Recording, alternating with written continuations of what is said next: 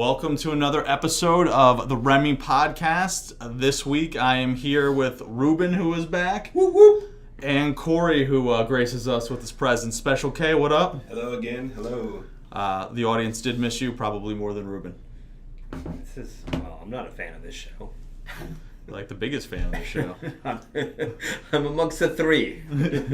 He's amongst the 3,000, which brings us to we got a pretty packed show. Some interesting topics going on. The first thing I wanted to kind of address real quick, because it's breaking news, is Miguel Andujar is coming back to the Yankees lineup. They thought that he might have season-ending surgery, but Miggy will be back this week and he'll be activated tomorrow. Corey and I are big Yankees fans, so that's good news for us.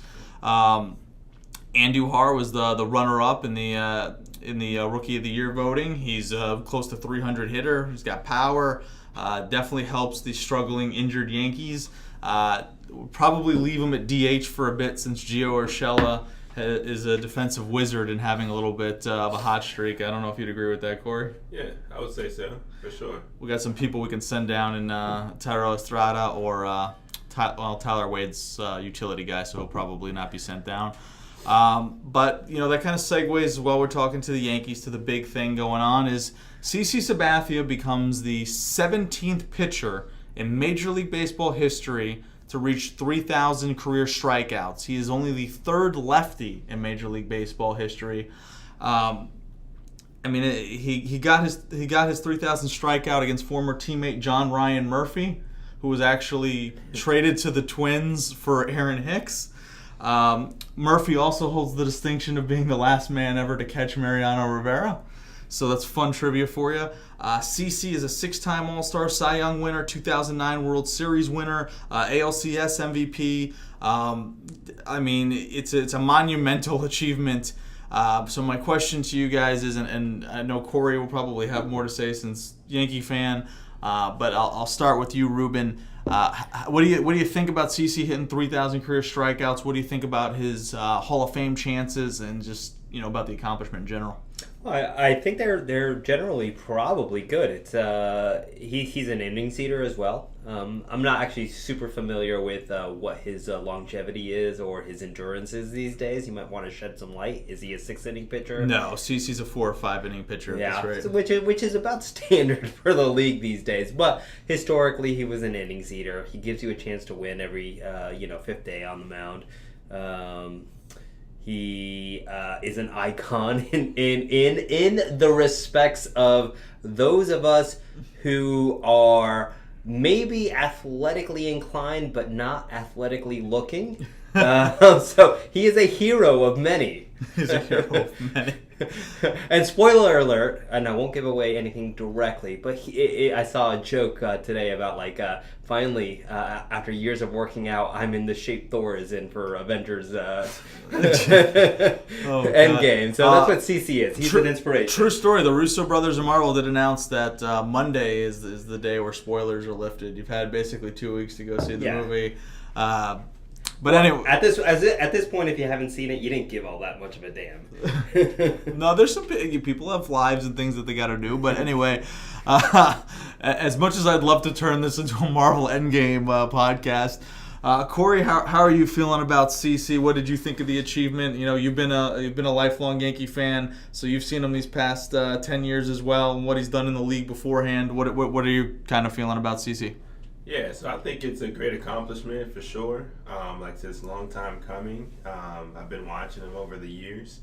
And for him to be the last guy to do it since John Smoltz back in 2008, as a guy who's been following baseball, that's a long time. So I'm definitely proud of him. And like I said, definitely should help his Hall of Fame chances down the road. He should definitely be a member. I agree. He's his career wins and losses. He's 247 to 154, which is good for 616% winning percentage. Yeah. Well, I mean, at this point, 250 is good. 250 is damn good at this point. We're not getting 300 winners. We're not with all the babying we have among starters these days, and the inclination towards bullpens occasionally starting games. We're not the Tampa Rays, the surprisingly still first base AL East Tampa Rays. But starting pitching is good to keep getting us on this topic. The big news as of this past Wednesday is Corey Kluber took a 102 mile-an-hour-per-hour line drive off the right arm from the Miami Marlins' Brian Anderson. So he's got a broken right arm. It's a non-displaced fracture, but it's any type of bone breakage is a break. He was seen by the Indians medical people, and he's not going to require surgery as of yet. They're shutting him down for 3 or 4 weeks for further evaluation. So it's going to be, let's just ballpark it at a month where this guy is not going to see any action. Yeah. He's shut down. That's not even when he picks up and does a throwing program. I'm not going to see any action for the next month. Yeah, but everybody listening knew that already. This is new. This is new information. Oh, gotcha. My bad. So let's just safely say that at best, Corey Kluber is done for 2 months. Yeah. The Indians are already behind the Minnesota Twins, who have, I mean, they've been extremely good this year. Yeah, they're surprising. Surprisingly good, and it's something that, maybe the Twins can then go all in. But the reason this is important, or the reason I wanted to bring it up on the show, is Corey Kluber was one of those names we talked about, in the offseason and coming into the start of the season as a potential trade chip for the Cleveland Indians. Now that he's off the board, great, maybe he does come back before the trade deadline or whatever, but let's just operate that he's off the board. Yep. The Twins are going to keep gaining ground now because the Indians' rotation is kind of their bread and butter. If you're Cleveland, do you try and move Trevor Bauer now to somebody, or do you let it ride out, or what moves do you guys seeing Cleveland doing? I'll start out with Corey. What impact do you think this injury to Kluber has on Cleveland and then potentially on the pitching market? Well, I know, like I said, the two next in line for Cleveland is Bauer and then Carlos Carrasco. So, I mean, they're pretty strong arms there. So I guess if they do end up letting go of Kluber, it really wouldn't hurt them down the road, I don't think. The teams it looks like they're interested is the Dodgers, who pretty much have a decent pitching staff as of yet. From the highest payroll in baseball. Cool. Exactly. The Brewers, which are doing pretty well as well. I could see them maybe go to the Phillies. It's a possibility. And then even the Reds is a chance. But to switch over to the National League, I feel like those teams are definitely going after him, for sure. Or some member of the Indians' rotation if Kluber's off the board. So I'm not up to date on my Cleveland paraphernalia and fandom. Are they not trying to compete this year because they're the favorite? They were the favorite. They absolutely were the favorite. Well, I mean, I would think if everything was a wash and they're down 3 games right now, they'd still be the favorite because they were the heavy favorite. So what's the philosophy? So they're basically, allegedly, because we're not in the front offices, we're not flies in the wall on anything. Allegedly, they were trying to move either Kluber or Bauer in the offseason to get a return, that they wanted to kind of get a jump start on the rebuilding process. They gave Carrasco... They're trying to get a jump start on a rebuilding process that for a team that was expected to win the division? Yeah, and they wanted to keep Carrasco because they extended Carrasco, and they were looking to move either Kluber or Bauer with the thought processes they could rebuild their farm system, and they would still be able to contend with one of those pieces gone, because they're probably not going to be able to resign either of them. I don't remember if I think Kluber and Bauer each have maybe about a year left, if I remember correctly. So that's why they were trying. So are they free agents at the end of the year? I think they're free agents at the end of the following year. So That doesn't make any sense to me. I'm confused by this. Yeah, Bauer and Carrasco are good till 2020, and then Kluber actually is under control until 21. So it's extra Wow. year. So why? Because I was thinking that the direction of this question was going to be, I wish there was an all-star pitcher out there who was just waiting to be signed. And that's what it is. They were talking about moving Kluber. I mean, we talked about it on the show with a bunch of trade suggestions. For who could get Kluber. Remember, they wanted the Yankees to give up like Andujar, or maybe there were some things to be worked out. Man, if I were an Indians fan, and if I heard that, I'd be pissed to the core, because they're young, they're competing, they've made 3 consecutive postseasons. 3 years ago was against the Cubs, and they made it both years before that. Yeah, they've won the division 3 years in a row, right? Yeah. So what the hell are they? What? I don't make teams trade people. I just, you hear what people are reporting, and then there you have it. But Well, I get the philosophy of it's better to get rid of people 1 year too early rather than 1 year too late. But there's no sign with these guys that it's way too early. It's not, and they're pitching phenomenally. But if you're not going to be able to they extended Carrasco. If you're not going to be able to extend Kluber, and you're not going to be able to extend Bauer, and you're not going to be able to keep these guys, you want to maximize your return. And because the pitching market has been starved, basically. Unless you're Dallas Keuchel wondering what the hell's going on, there's not big arms out there. So you're trying to maximize on your return. I'm not telling you it's good. I'm just telling you I get it. But I remember I last year, at trade season last year, I wanted the Mets to unload everybody. I wanted DeGrom off. I wanted Syndergaard off. And because, two things. I didn't think they were going to be able to re-sign them when it came time. And two, I wanted to maximize return. I was like, okay, we're actually not good right now. We're not competing. Why don't we trade DeGrom and Syndergaard for, your 3 top hitting prospects, and then 5 years down the road, we're going to be kicking everybody's ass. Are we allowed to say it, Don? We can say whatever we want. Yeah. Probably not F-bombs, but everything else is probably cool. That's so fun. That's the F-bomb. So I mean, as a Mets fan, when it didn't seem like we were going anywhere, and we still might not be, I wanted them to unload everybody, and anybody who knows me could attest to that, because I didn't think they were going to sign them, and I wanted a return on the investment. But now they've got DeGrom, they still got Syndergaard locked up for a couple years. They actually have young hitting that's actually performing.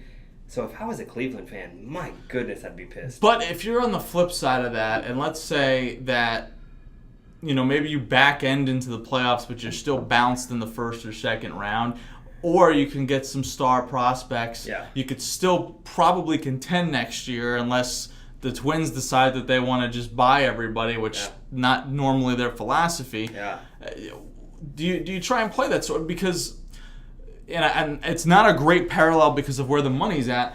But Corey and I know this because that's basically what the Yankees did. The Yankees had to rebuild while contending. Yeah. And granted, we were a little bit earlier on the mark because nobody knew that Gleyber Torres and Miguel Andujar and everybody was going to just come up gangbusters.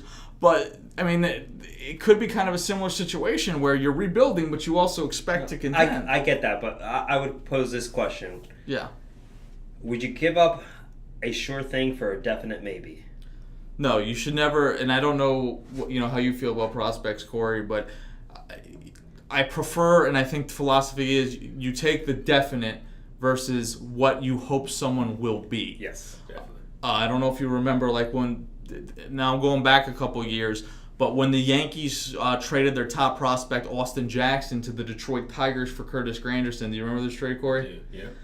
Everybody's losing their mind, but the justification, and I will never forget this, and I agree with it, is Austin Jackson projects to be Curtis Granderson. Yeah.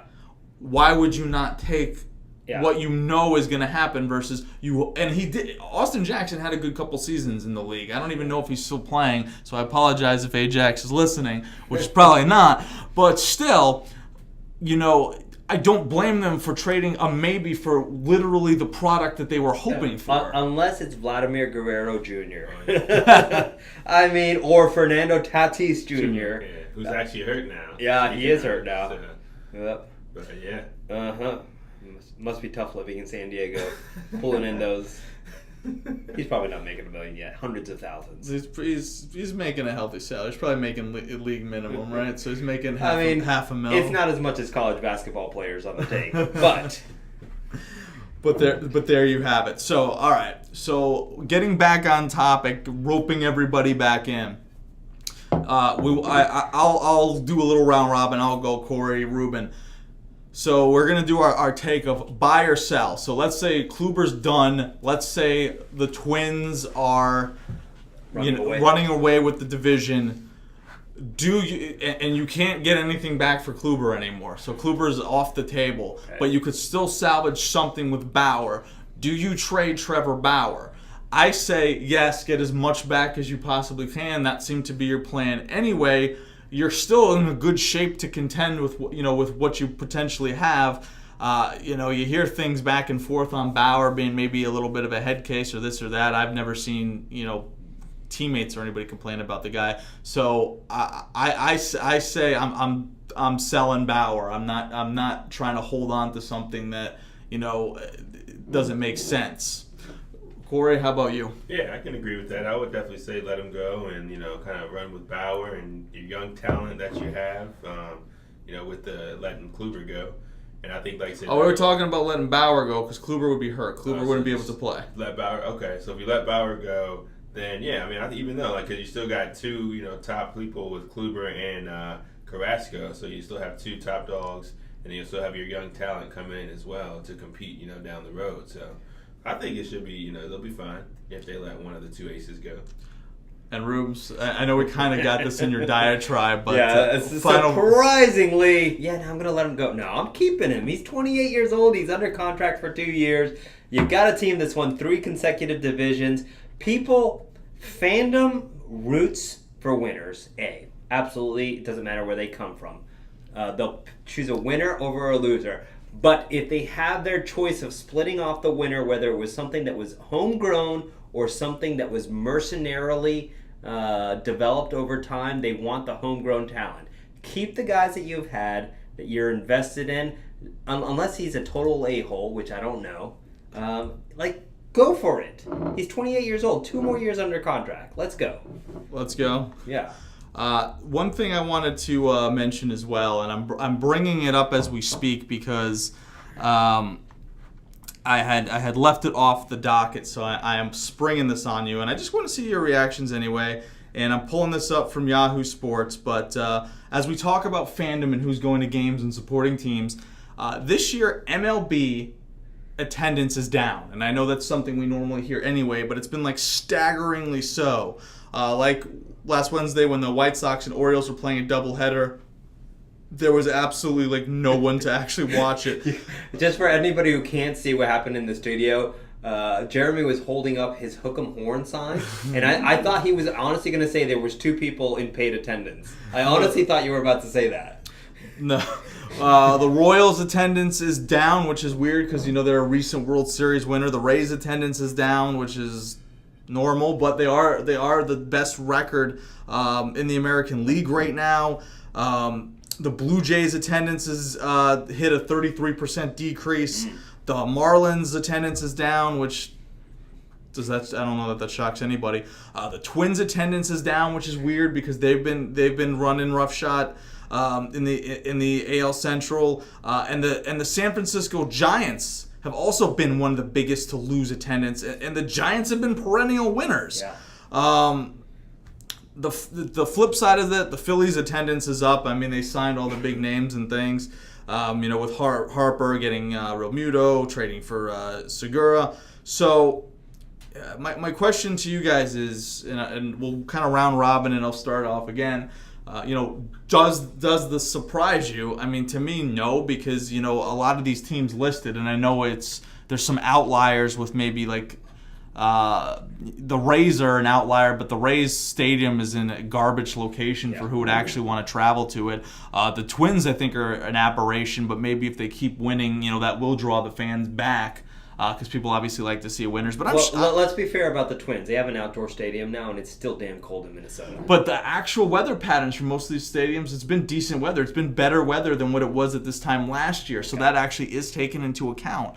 The White Sox are a trash team, and I'm not trying to knock the players on these teams. I'm just saying they're not good teams at the moment. They're not contenders. The Orioles are abysmal, and they don't really have much names left on their team. The Marlins were deconstructed and are basically a joke. So for me, these are not surprising statistics. This isn't panic mode to me. MLB needs to step in at some point and institute a salary floor, because what teams sometimes do in terms of these fire sales, in terms of doing bare bottom operational costs, is insane to me. There's so many games, so fans can kind of spread out when they go and when they see and what they do and who's in town, playing. The Yankees always draw a crowd. This isn't concerning to me yet. It could be concerning to me, but not as of yet. Yeah. I mean, baseball. Oh, sorry, you were about to go round robin, so I cut you off. It's okay. We'll save that thought. Corey, what are your thoughts on the attendance issue? I mean, I guess, like I said, from being a baseball fan my whole life, like I said, it just hasn't seemed like it has that interest that any other sport has. So you see a football game, 8 or 16 games out of the season, half of those are home. I'm sure all those stadiums are pretty much full for most of those teams. Yeah. But for baseball, you look at it and like Jeremy mentioned, these teams here are on the bottom tiers as far as with the performance. So I guess there's nothing but to expect, the low attendance as well when, the team isn't performing like it should. So I would agree. Like I said, I would expect it to be, as low as it is now. But no surprise to me either, to be honest. Yeah. I mean, baseball knows this. Baseball knows they're in trouble. They're trying to... How do you gain the attention of an internet generation that's, plugged into their phones in fast action? And for as much as I've watched and grown up and loved baseball, it is amongst the most difficult sports to be a fan throughout an entire season when your team sucks. And I'm a Mets fan. I know this. Sorry, you were about to say the same point, right? No, well, I grew up in the 80s. The Yankees weren't exactly... the Mets ruled New York in the 80s. Yeah. So they have an interest issue. I mean, we've got... But the power is returned to the game. Whatever that means. I mean... Well, the power is there. I mean, they're going at astronomical rates on the home run. Well, they are, because everybody cares about launch angles versus putting the friggin' ball on play. Yeah, but I hate it. I hate that too. I love Jeff McNeil. I love you, Jeff. Watch the show. Actually, listen to it because you can't watch it. Just stare at iTunes. We're now on iTunes, by the way. Love you, Jeff. You're the squirrel. But they have a marketing problem, and you have so many statistics and so many metrics that decide what pitcher should match up with what hitter, that you have about 18 pitching changes a game. Now, obviously, I'm embellishing, but I would say I would not be shocked if the over-under on a pitching change in a game is 7.5, somewhere in that range. And it's absurd how long you have to wait. And I know they're working on these things. I know that they have had rules of intentional walks, just being dictated instead of actually done. But they have a marketing problem. How do you address something that's watchable, engaging, exciting, and moves quickly? They don't even push their top stars. I think you and I talked about this a couple of weeks ago. You have a guy like Mike Trout. How is he not a household name across America? Who is a household name in baseball? But who's the guy? There isn't. There is, exactly. That's the problem. I'm saying Mike Trout could easily be that guy, and they don't. But there is no guy. In football, you could say, I guess you could say Tom Brady. He's the guy. He's all conversation centers around him. In basketball, you've got LBJ. Ugh, I just threw up in my mouth a little. How's that playoff working out for you, son? Hey, it's all good. We'll be there next year. I called him son. He hates me. Please feel free to punch him. Well, I didn't call Corey son. I was calling LBJ son. Oh, everyone can just punch him. I would have been 9 when I had him. No, 7. This is great. I'm gonna just force the final topic of the evening in here because it's an interesting one. It's something that we don't really think about anthems and things while we're playing the game. Obviously, you stand up and you pledge your allegiance and you put your hand over your heart, and that's we just wait for the action to start. But that's what I do. That's how I wait for the action. Did you ever see the one with Sandra Bullock where she's trying to get legalized in the USA? She's Canadian with Ryan Reynolds. Oh, yeah, I know what you're talking about. There's a guy who's like, God bless America, lands that I love. Is he related to you? What? That's so racist, dude. And that brings us to our final topic. So it's interesting here because the three of us are different minorities in this country. And it's a hard issue to discuss. We're going to try and get, all joking aside, try and give it the focus it deserves. But back to the anthem is the Yankees and the Philadelphia Flyers are pulling Kate Smith's rendition of God Bless America. They've been using it since I think 1939 or so. The Flyers even erected a statue to Kate Smith after her death in 1986. Like that's a very popular iteration of the song. And you guys have the internet. You can Google the lyrics and things like that. I don't really want to, just for brevity's sake, and also because it's not great, the reason it's pulled, the reason it came under fire is some songs were unearthed, basically, as everything wants to pop up left and right in the age of the internet and social media and everything. She had a lot of songs that were not very, how can we say, African American friendly. Using some of the archetypes of the time, some of the stereotypes, some of the verbiage that was used to be, they weren't like blatantly like her like browbeating African Americans to the ground, but there were songs about African Americans and just non-flattering terminology used to describe them. It is a hard topic. I can't put myself in those shoes because I am a Jew, so on the outside, it's harder to judge me or say anything. But I've obviously in my lifetime I've ran into anti-Semitism and people saying things about me because of my religion. So that's different. So I can't quantify it in the same way, but it's kind of weird because baseball has some obviously tricky roots. Most teams, well, not most, every team until Jackie Robinson didn't have a African American player on the team. The Yankees, who Corey and I root for, I think were one of the final few teams to integrate the league. So this country has an ugly history, and I don't want to be like a downer or anything. My view of it is I don't care that they pulled her song, in all honesty. I don't care. I understand people have attachments to things, and I get that, and that's fine.